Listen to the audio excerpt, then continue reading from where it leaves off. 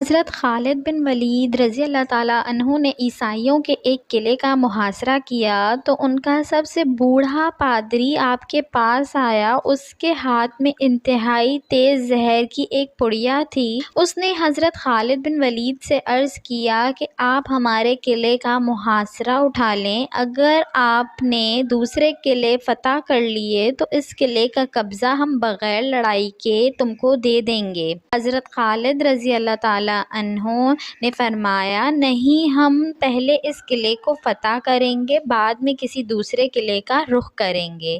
یہ سن کر بوڑھا پادری بولا، اگر تم اس قلعے کا محاصرہ نہیں اٹھاؤ گے تو میں زہر کھا کر خودکشی کر لوں گا اور میرا خون تمہاری گردن پر ہوگا۔ حضرت خالد رضی اللہ تعالیٰ عنہ فرمانے لگے، یہ ناممکن ہے کہ تیری موت نہ آئی ہو اور تو مر جائے۔ بوڑھا پادری بولا، اگر تمہارا یہ یقین ہے تو لو پھر یہ زہر کھا لو۔ حضرت خالد بن ولید رضی اللہ تعالیٰ عنہ نے وہ زہر کی پڑیا پکڑی اور بسم اللہ الرحمن الرحیم پڑھ کر وہ زہر پھونک لیا اور اوپر سے پانی پی لیا۔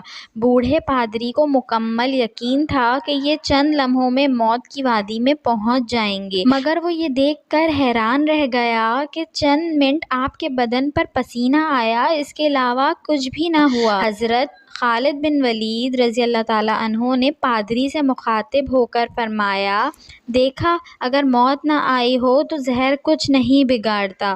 پادری کوئی جواب دیے بغیر اٹھ کر بھاگ گیا اور قلعے میں جا کر کہنے لگا، اے لوگوں، میں ایسی قوم سے مل کر آیا ہوں کہ خدا تعالیٰ کی قسم اسے مرنا تو آتا ہی نہیں، وہ صرف مارنا ہی جانتے ہیں۔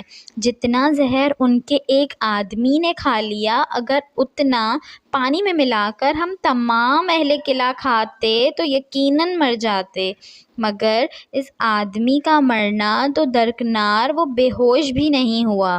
میری مانو تو قلعہ اس کے حوالے کر دو اور ان سے لڑائی نہ کرو۔